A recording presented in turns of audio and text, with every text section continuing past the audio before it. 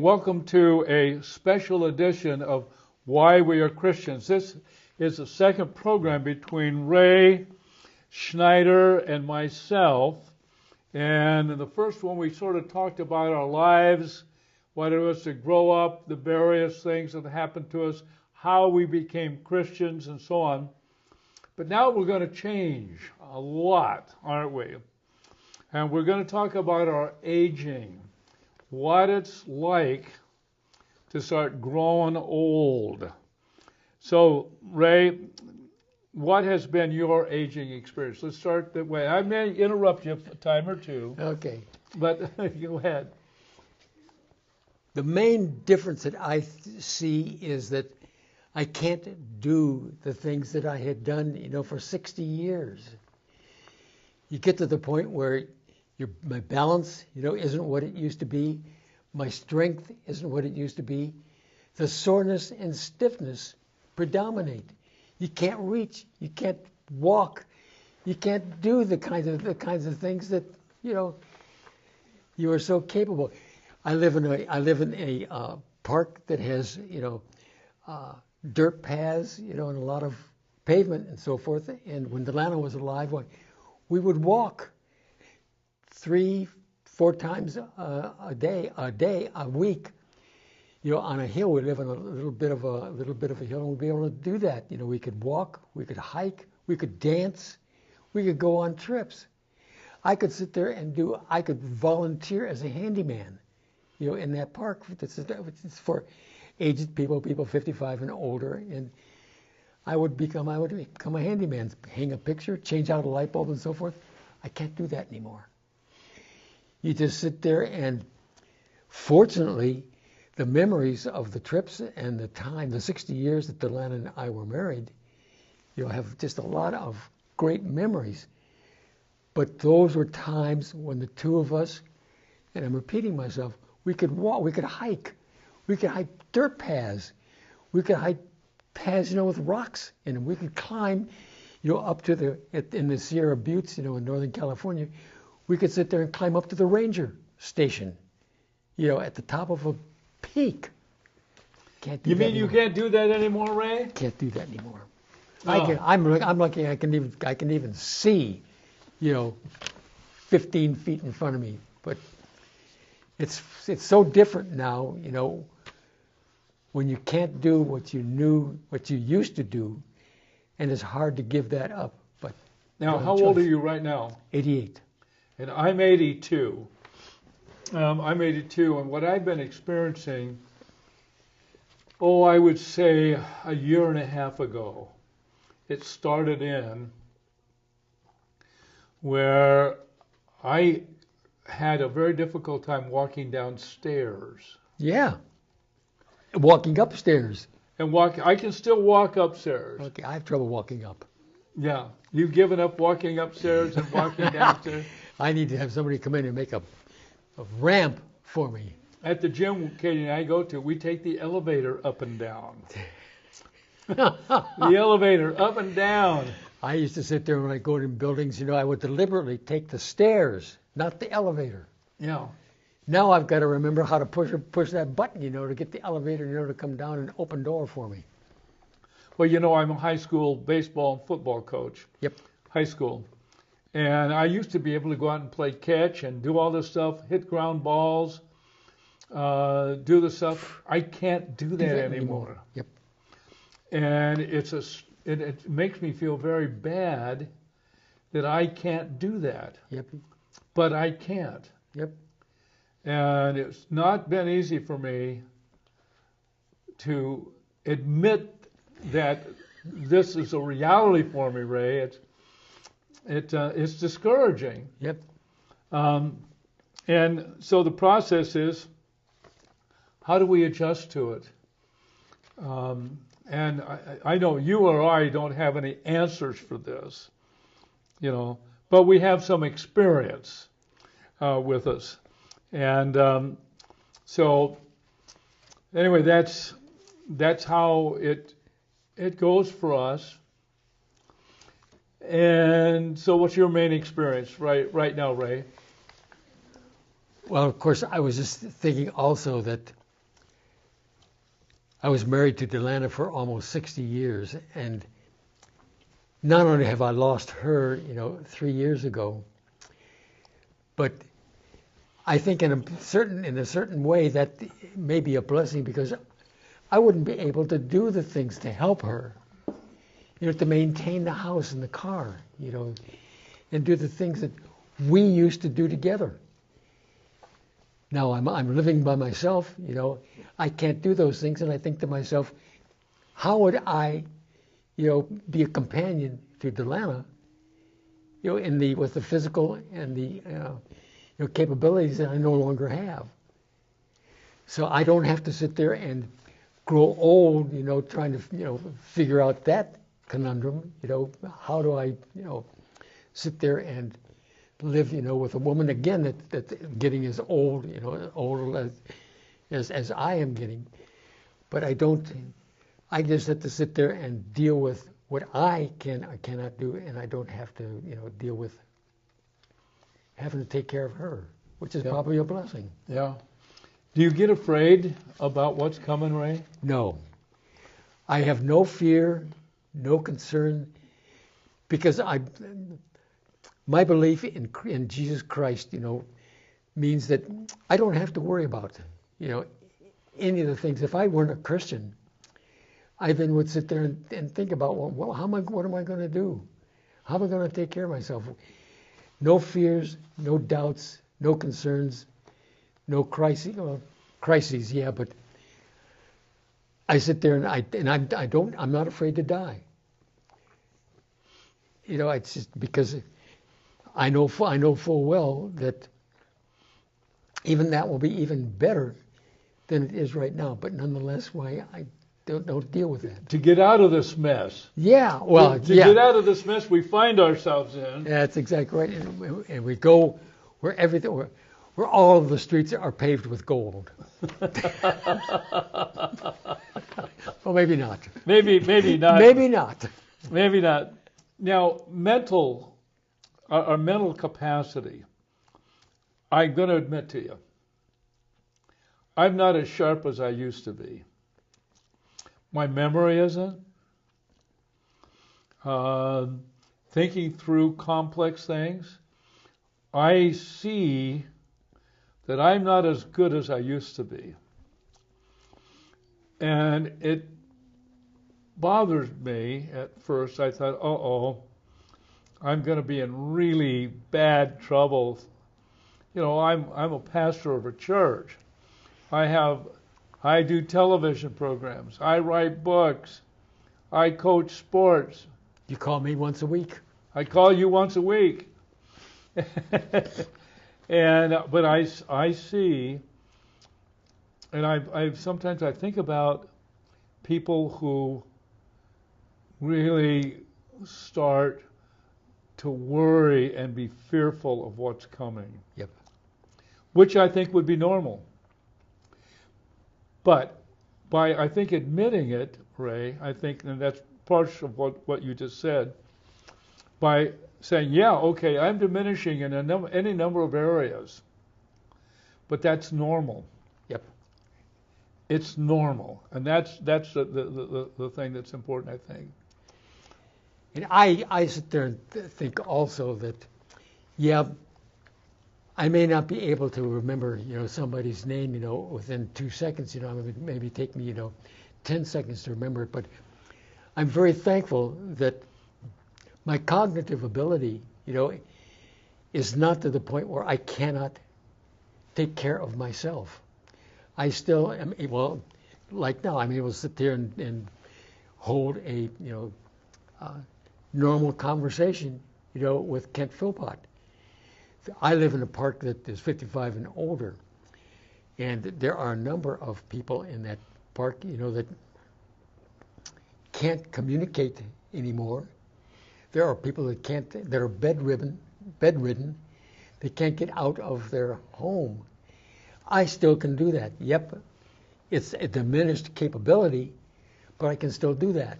And I'm very thankful to be able to hold a conversation when either of our two daughters call me.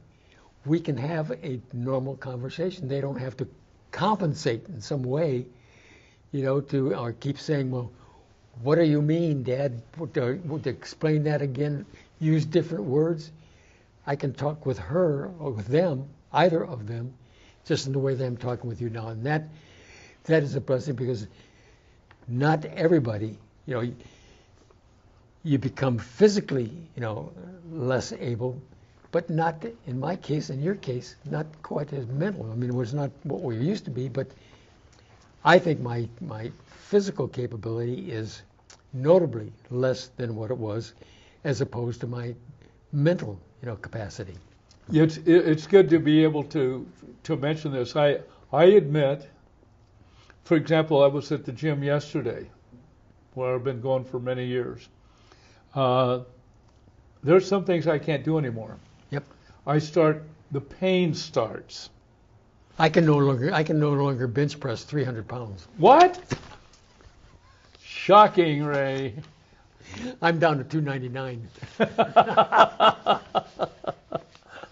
And I see it in the people Katie and I go during the day, and there's a lot of people like us that are there. And we talk about it. We talk about our diminishing capacity, which I think is extremely healthy to do.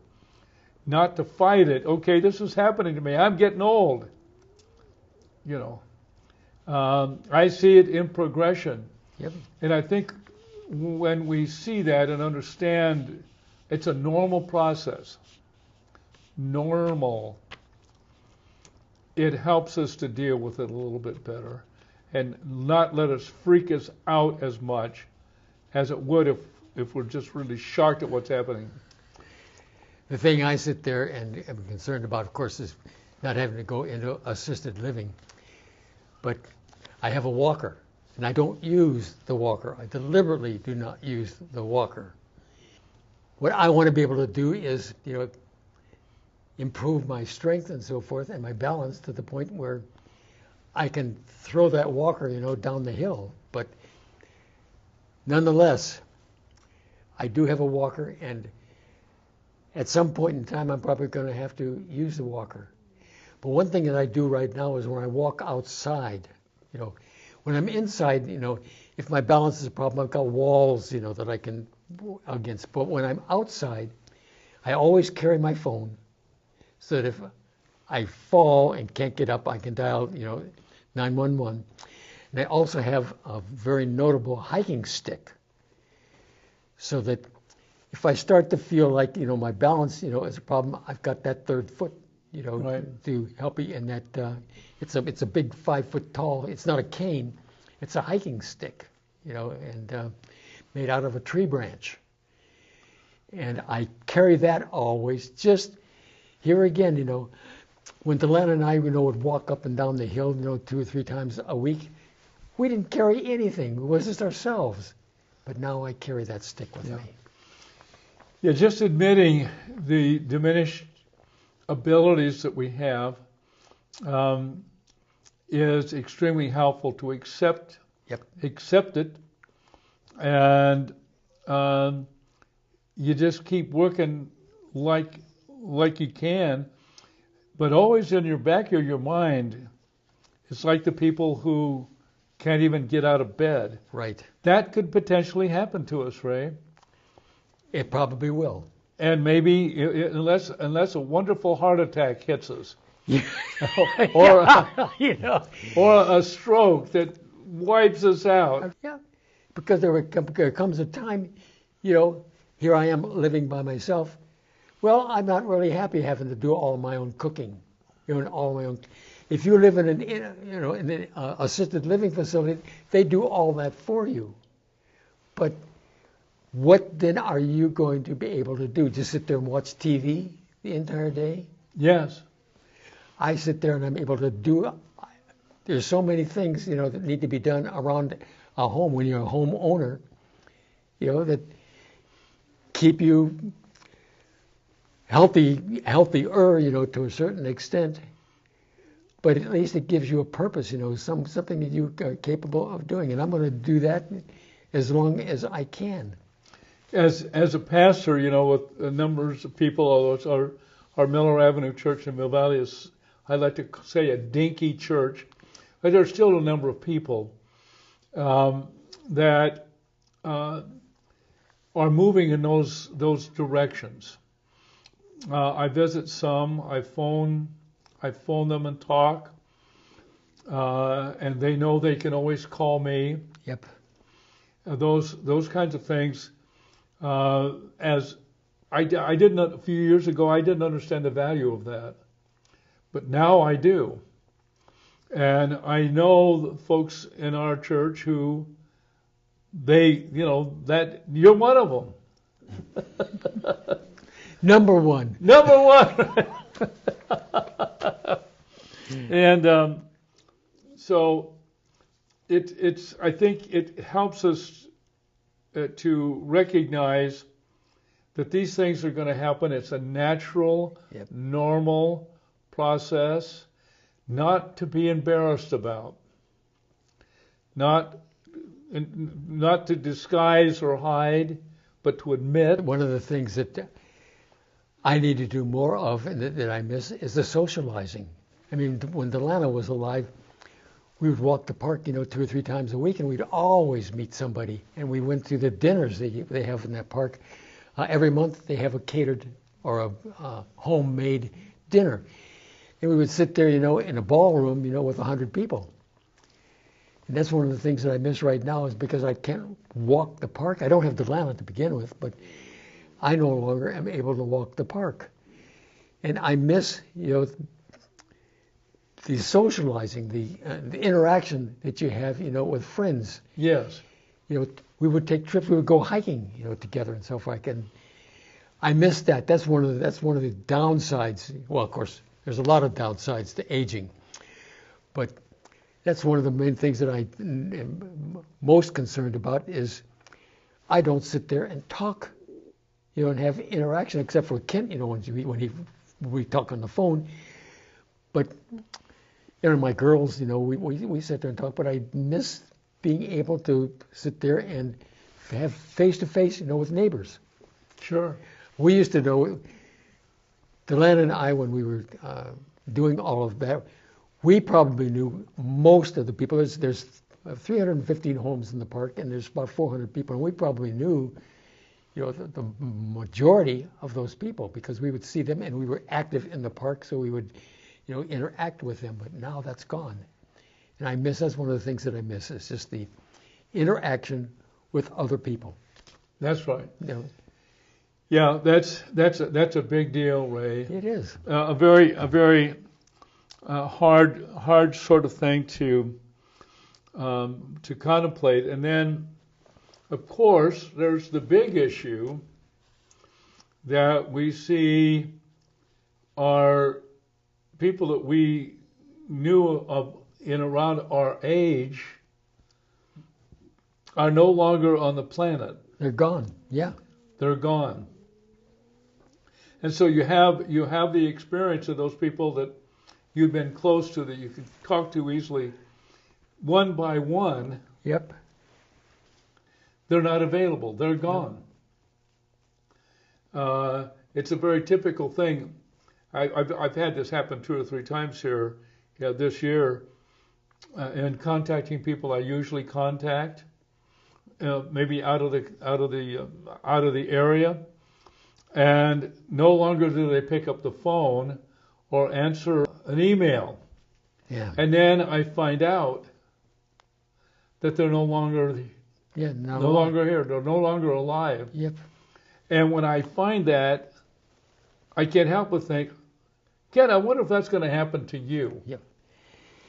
And this is important to make new friends. That's one of my concern is that I can't walk the park anymore, because yes, people that Delana I knew, 15 years ago, they're going to be different people. But every day I can see, from my bedroom window, I can see, a large portion, at least half of the park. We live in a little bit of a hill. I can see people. Most of them are walking a dog, but I can see people, and that's what was so,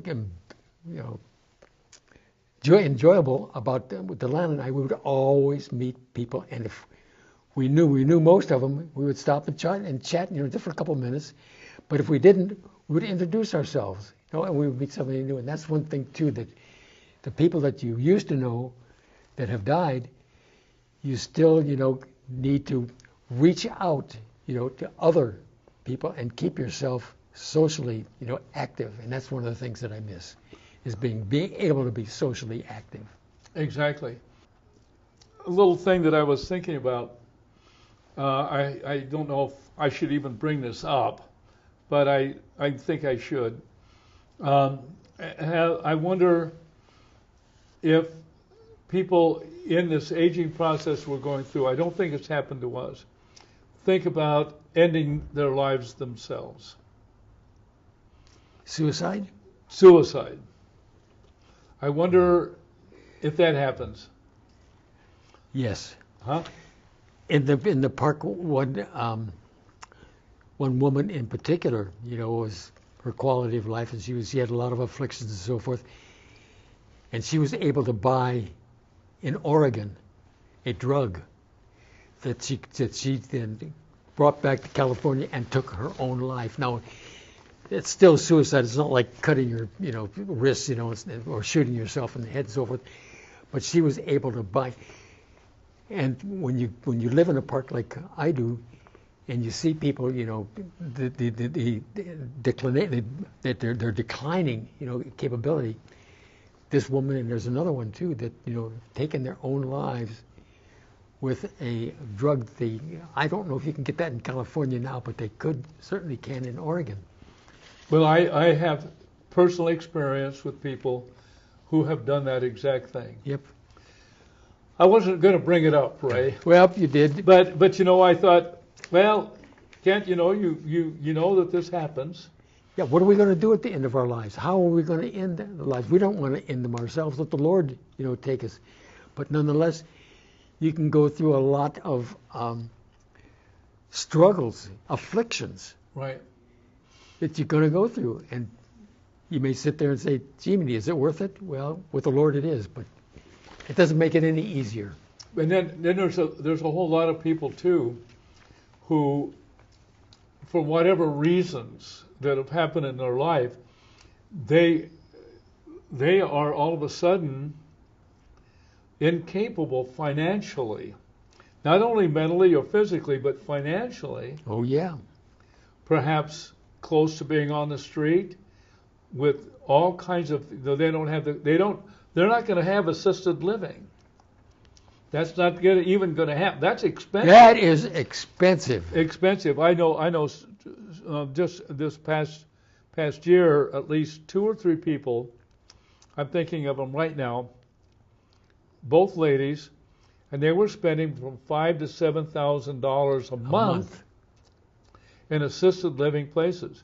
But I also knew, in my pastoral ministry, I also knew people who did not have that capacity, did not have that money, did not have anybody who was working with them to get treatment, and I literally saw them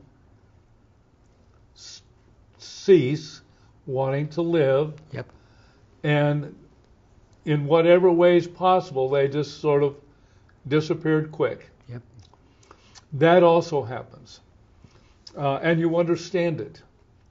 It's sad for them. I've done memorial services for people like that.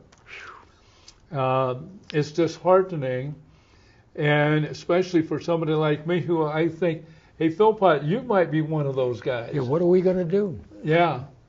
What are you going to do? Yep. I'm glad we brought this up, Ray. This is probably the most sensitive of the issues, right, because I know well there are people who cannot afford, and many times have nobody in their family or friends to care for them. They're extremely alone. In our park, there are 2 men that I know of that had no family, no friends. They had died, and it took the neighbors, almost a week To find out they were gone. That's exactly right. Yeah. Yeah. it's very disheartening. It is. And but you have to sit there and think, what are we going to do, at the end of our lives, because every life is going to end in some way. That's right. It's going to end. Yeah, and so more and more people are living alone. As we get older, more and more people are living alone, and so I did want to mention this, and people will come to me and talk to me about their ending of their lives, Yep. and so that I become aware of it, so that they at least have a sense. If they have somebody acting in that capacity, pastors of church or whatever, who know that this is approaching. Yep. But it is a regular event for pastors of churches. Yep. Let me tell you. Now, here's what I think, and here's my last point on the sheet. How is it that being a follower of Jesus makes a difference? For me, it makes a lot of difference. And in my 55 years of pastoral ministry, I have seen how much of a difference it makes. Yep. When a person knows, when they close their eyes in death, the next second, they're going to be with Jesus in heaven. There's no question about that. It is absolute reality. Yep. It is total truth. It is not trying to make good or make something easy, fantasizing, making something up to make you feel better.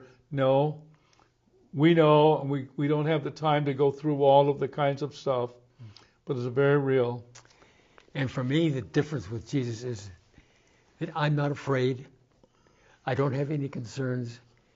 I don't sit there, and become discouraged, over this or that. You just don't have any worries. Like I would think, people that are afflicted, there's a number of people in our park, because it's 55 and older. A number of people are afflicted, and I think, how do people who don't know Jesus, sit there and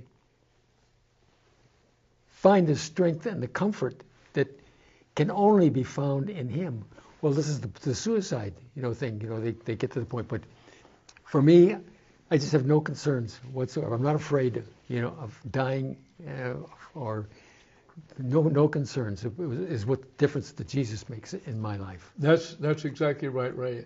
It makes all the difference. We know we've lived a life. We have a new life. We're born again. That term, born again. And once you're born again, you never die. That's it. You live forever. So it's an amazing thing. And I wanted to have this kind of program and to end it with saying, for all of those people that are like us, Ray, growing older, is to put your faith in Jesus and trust in Jesus as Lord and Savior. That is the whole thing. Amen. Amen, Ray. Amen. All right, we've come to the end. All right, everybody, so long.